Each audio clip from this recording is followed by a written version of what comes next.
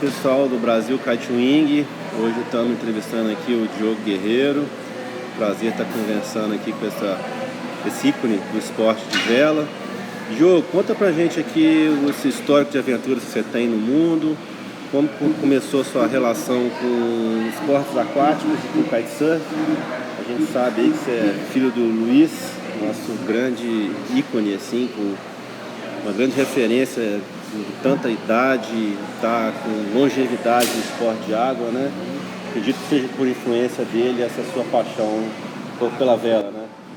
Eu lembro que enquanto algumas crianças ouviam histórias, né, tradicionais, eu lembro do meu pai desde pequeno contando histórias de grandes aventuras, da conquista do polo, do Shackleton, de travessias. Então, desde muito cedo, eu me senti muito motivado a explorar esse universo de aventuras, de descobrimentos. Então, e claro, morando numa ilha como Floripa, desde cedo eu me vi no mar, né, inicialmente surfando, e quando eu tinha um pouco mais de força, meu pai já me botou no windsurf, ele já veleja windsurf antes de eu nascer. E a partir dali eu fui realmente ganhando gosto, né, o windsurf, na época eu e o Cauli, a gente se mergulhou totalmente, a gente fazia aula de tênis junto e os dois começaram a velejar de windsurf como até uma motivação de carreira. E chegou um ponto da minha vida que eu estava fazendo faculdade de arquitetura, decidi largar a faculdade para ir dar a volta ao mundo, era esse o meu plano, mas não tinha barco, não tinha dinheiro, não tinha nada, só tinha vontade. E tentando patrocínio eu vi que não era tão fácil assim, né? Então todo mundo dizia não, não, não, até que um dia a gente realmente parou de botar a culpa no mundo e falou, o que a gente está fazendo de errado, o que a gente pode fazer para conseguir conquistar esse sonho da volta ao mundo. E a gente falou, então vamos fazer um projeto bem desafiador, que a responsabilidade esteja toda em cima da gente, não dependência de externa, né, de recursos, de tudo isso. E a gente, eu, o Flávio e mais um amigo, Eduardo, que depois acabou desistindo, a gente decidiu fazer do Chuí ao Oiapoque de windsurf, sem carro de apoio e sem barco de apoio. Ia ser uma viagem a gente pensou 7 meses, acabou durando 1 ano e 2 meses, para sair lá do Chuí, ir acampando nas praias, ficando em casa de pessoas, casas de amigos, pousadas de amigos, e ir até o Oiapoque, no extremo norte do Brasil. Essa viagem nos deu uma boa visibilidade, além do nicho do windsurf na época, do kitesurf. A gente ganhou espaço no Jornal Nacional, ganhou espaço na mídia mais aberta. E depois disso, a gente decidiu fazer de Fernando de Noronha para Natal também de windsurf. O Flávio foi mordido por um cachorro um dia antes da gente partir de Noronha, sem barco de apoio, ia ter que dormir uma noite em cima da prancha, agarrado na prancha, à deriva. Então foi muito estressante tu imaginar que tu vai estar com alguém, né, planejar aquilo. A gente tinha acabado de fazer do show Oiapoque, estava sendo forte, e ele foi mordido por um cachorro e eu tive que decidir se eu ia sozinho ou não, e eu acabei indo. Foi uma das viagens mais difíceis que eu já fiz, porque tu vai se afastando de Noronha e de repente tu está a 200 quilômetros da terra mais próxima, a noite começa a aparecer e não tem nada no mundo que vai te tirar dali. Isso vai acontecer, tu vai dormir em cima da prancha.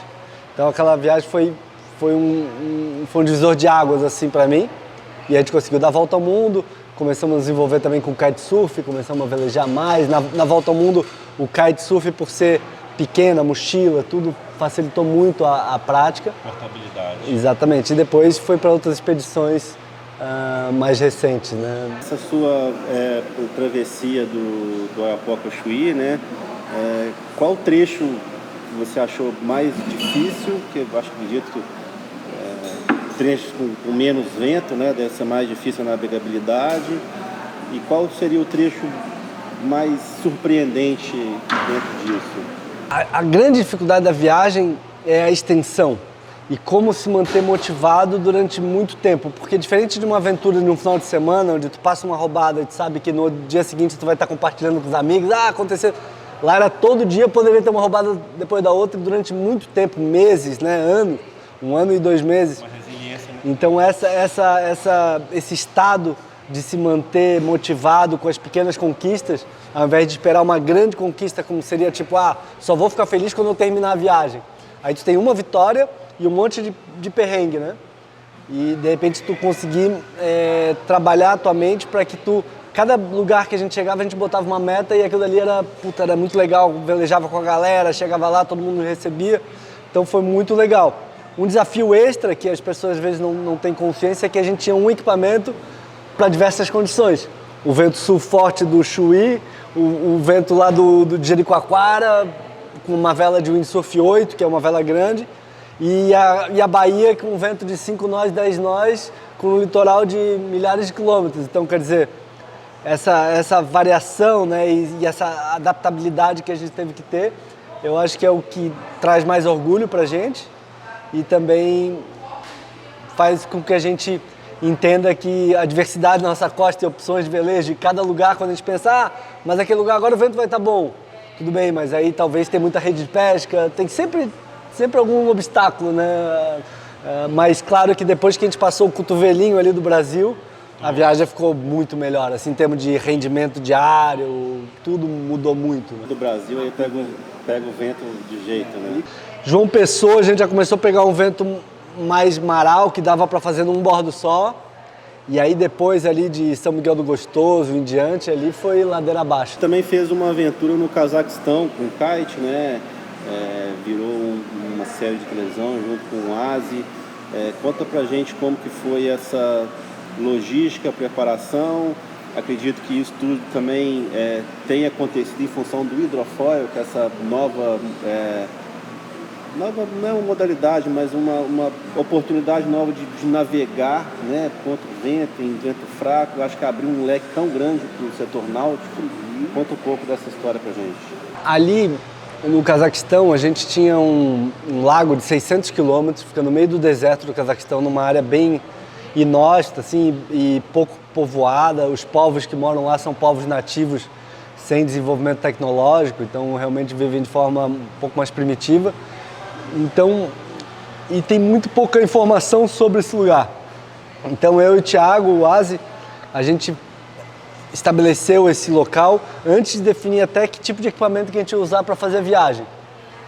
E aí, com o surgimento do desenvolvimento, né, do foil, entrou exatamente no que você falou. Ele começou a abrir uma possibilidade de, aqui a gente tem um equipamento que a gente consegue ganhar muita distância com uma condição bem variável, né? E o kite também, né? A gente conseguia ampliar o gap de velejo, assim, com um kite 10, 12.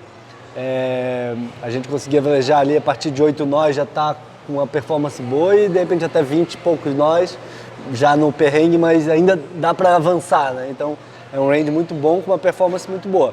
E lá não é uma área de vento constante como os alísios do Nordeste. Então a gente notava que tinha uma janela, às vezes, que vinha 1, 2 dias bons e alguns dias de vento meio variável que não dava para identificar se teria alguma condição. Um dia bom, então era uma travessia desafiadora porque tinha toda essa complexidade. A gente escolheu esse equipamento porque a gente ia conseguir estar ali atento, e se tivesse uma brechinha de 1 ou 2 horas que o vento bateu 10 nós, a gente consegue avançar. Essa logística de expedição, enfim, também já vindo um pouco desse setor, de suprimento, de água, de medicamento, de alimentação, como que você projeta isso nas suas expedições? E claro, como que certas adversidades que você passa, como que você domina isso e soluciona esses imprevistos, não só de logística, como de intempéries, de cansaço, de corte, enfim. A água é sempre normalmente a dificuldade número 1, porque ela é pesada, a gente consome em grande quantidade, né? E é difícil de carregar, e não são todos os lugares que tem fontes seguras para a gente tomar água. Então o primeiro desafio geralmente é a água. Como carregar essa água? Na viagem do Chuí Oiapoque de windsurf, a gente criou uns suportes, o toureiro criou um suporte para a gente na base da vela, onde a gente podia botar 2 garrafas, além de mais um pouco na mochila. E na do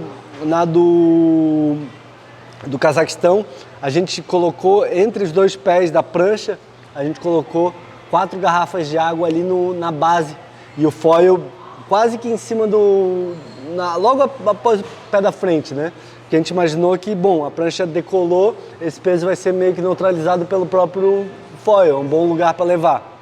De fato, foi bom, não daria para levar em outra forma, na mochila ia ser muito pesado, mas ao mesmo tempo teve uma dificuldade porque no momento que tu ganha altura com o foil, aquele peso aqui, ele atrapalhava muito a prancha.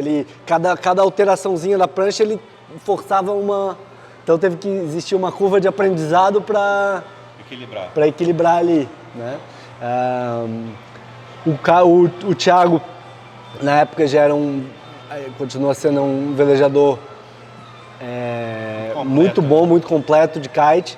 Eu não era ainda não sou um expert de kite, então para mim ainda tinha uma curva de aprendizado extra de estar muito à vontade na situação, com todo aquele peso, numa expedição, cansado, comendo mal, dormindo acampado, então todo esse universo, né? Mas ao mesmo tempo durou?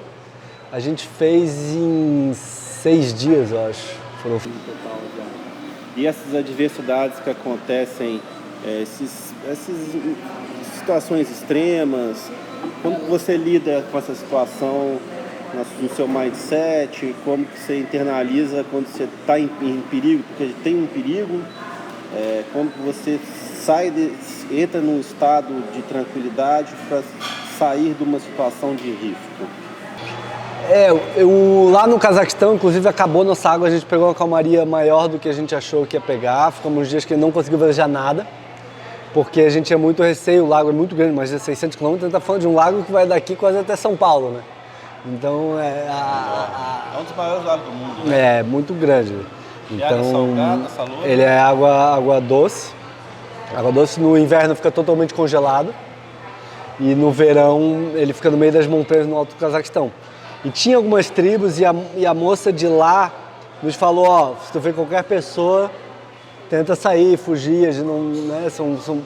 É uma comunidade nômade, que né, não é nem nômade porque eles moram lá, né? Mas tipo, não tem contato com turista, não tem contato com nada, então tu não sabe qual é a reação. E a gente tinha isso na nossa cabeça e tal, estamos num país diferente. E aí a nossa água acabou, estava acabando, a gente já estava quase para tentar abortar a expedição, voltar caminhando para onde a gente estava, porque era o nosso segundo dia de travessia. E aí de repente a gente vê dois caras a cavalo vindo de longe com um turbante na cabeça. E eu e o Thiago falando aquele misto de alegria, porque podia resolver o problema da água, e receio de que, puta, esse negócio pode dar ruim. Mas acabou dando certo, eles vieram, eles não falavam inglês, né? A gente se comunicou na mímica e com umas palavras que a gente tinha pedido para a mulher nos ensinar, básicas, precisamos de água, coisa assim. E aí eles foram no cavalo não sei para onde e umas 4 horas depois voltaram com um monte de garrafa de água cheia. Então foi muito legal. E a tua pergunta, sim, eu acho que a expedição, a aventura, ela traz um aspecto muito diferente, contrastante da nossa vida aqui, porque a vida ao mesmo tempo ela se torna muito simples, porque tudo que tu tem que fazer é sobreviver. Tu não tem a complexidade de 1 milhão de tarefinhas pequenas que talvez vão impactar a tua vida daqui a 1 ano, 2 anos. São pequenas coisas que vão impactar a tua vida amanhã. Então ela tem um peso muito grande, mas uma simplicidade que ela de certa forma vicia um pouco, porque os prazeres voltam a ser coisas muito pequenas. Por exemplo, chega a água, cara, tomar banho, de alegria, de felicidade, uma coisa que a gente tem aqui que a gente não dá nem bola, né? A gente está sempre correndo atrás da próxima coisa. Então tem esse aspecto que é muito legal. Então o preço a pagar, o que está exposto e tal, ele sempre ao longo da minha trajetória de aventura sempre foi muito bem recompensado.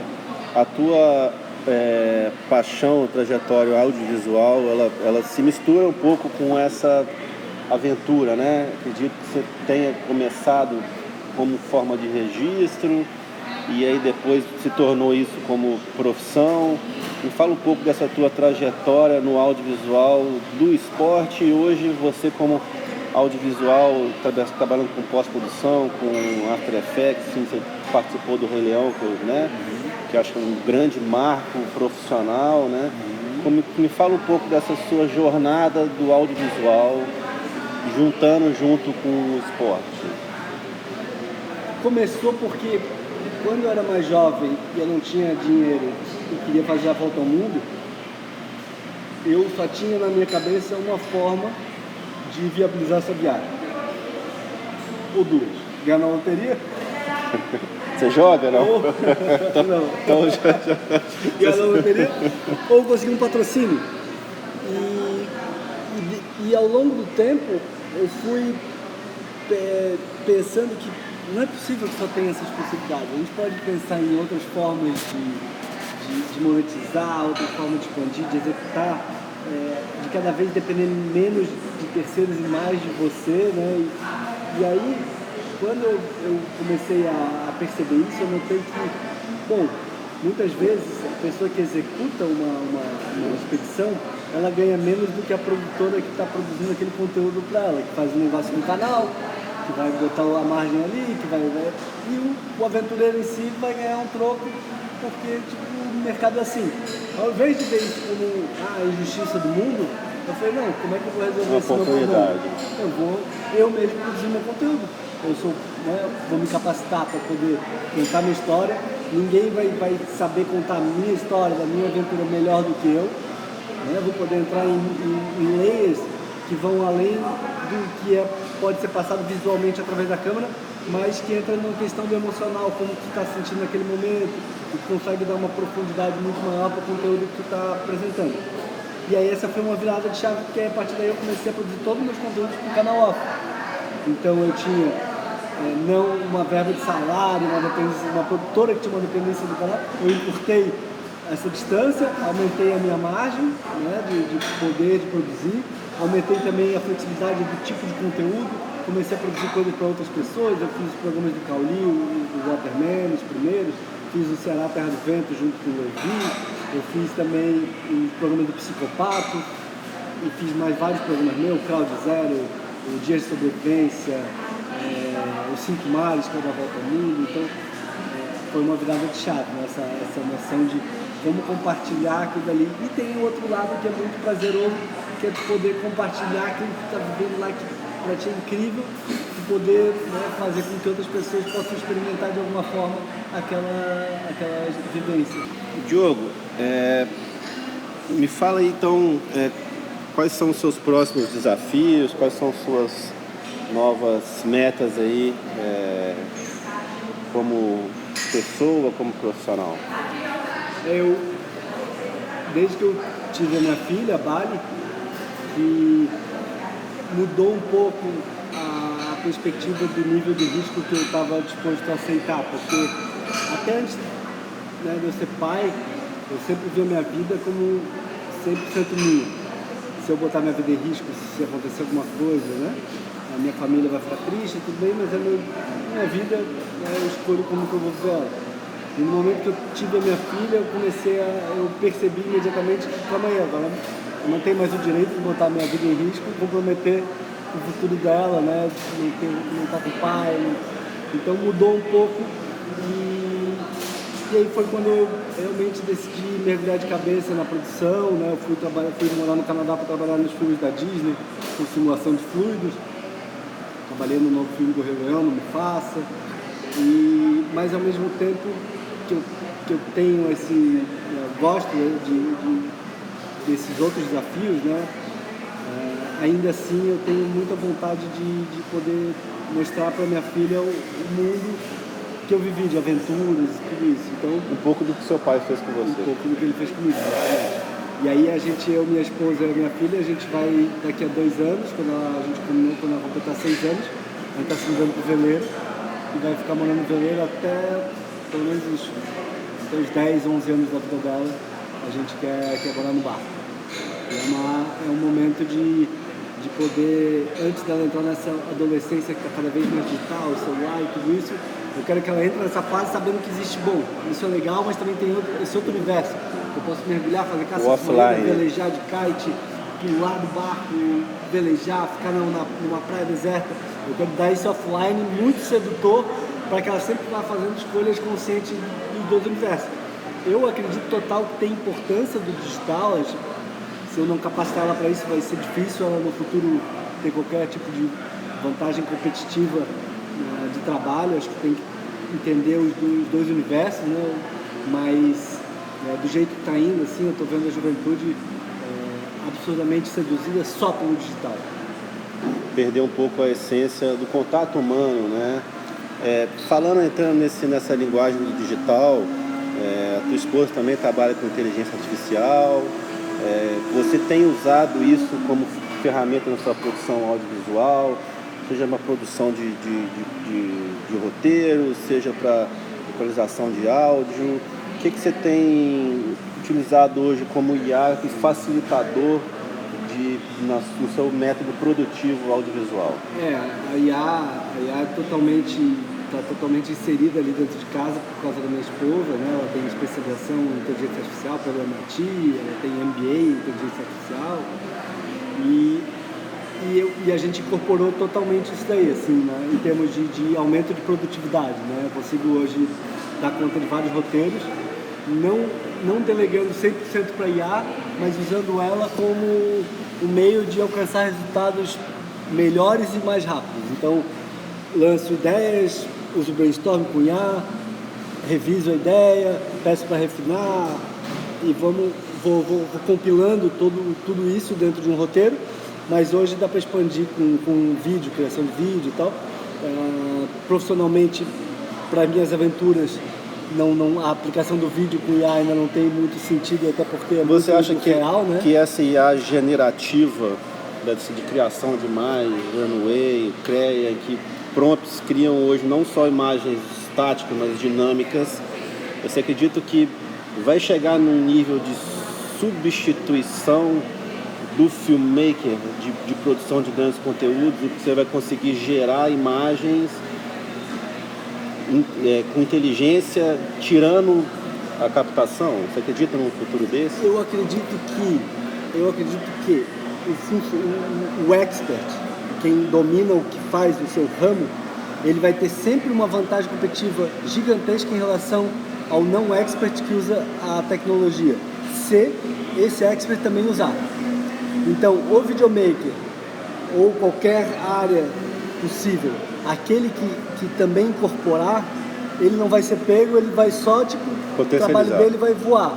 Mas muita gente vai acabar dançando nas suas áreas porque ignorou aquilo ali que está vindo e no universo, se um faz mais e mais rápido e mais barato, tu não consegue competir. Tu vai competir por alguém que, que vai por eu sou contra, então eu vou te contratar mesmo, vou te pagar mais, sei que o teu resultado vai ser inferior, né, em algumas áreas, mas se tu já tem essa visão, tu já trabalha com vídeo, tu já trabalha com música, óbvio que você usando a IA vai ter uma vantagem sobre aquele que do nada começou a querer fazer vídeo, né? Tem uma visão, um olho crítico, sabe o que pedir, sabe como direcionar, sabe como guiar, então eu vejo mais como um amplificador das nossas capacidades do que um substituidor, né? Nesse mercado audiovisual, falando de esportes de ação, o que você enxerga nessa evolução hoje de criação de conteúdo? Falando um pouco assim filosofando, as pessoas hoje estão querendo ver cada coisa mais extremas. O cara que salta do paraquedas e pula na piscina de onda, o cara que passa pelo wingsuit em lugares muito pequenos, enfim. Você acredita que essa demanda do consumidor hoje de sempre ver coisas extremas, ela potencializa, ela engessa? O que você acredita isso no mercado audiovisual de produção de esportes de ação? Eu vejo dois fatores.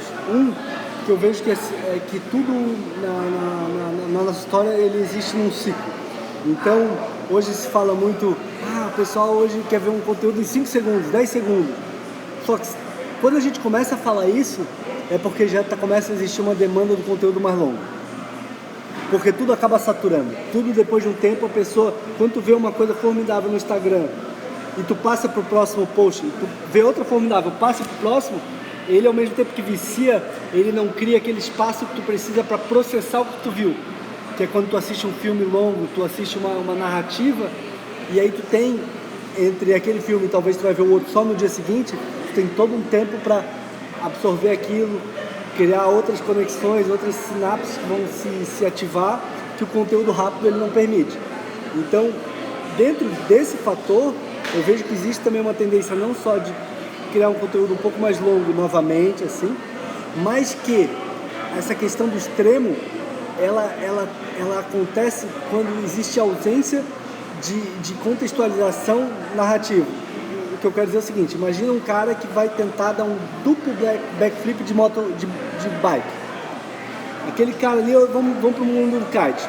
Pega o cara que é o sinistro do kite, o número 1 do mundo, e ele vai tentar pela primeira vez fazer uma manobra que ninguém nunca fez. Pulou um avião esses dias agora.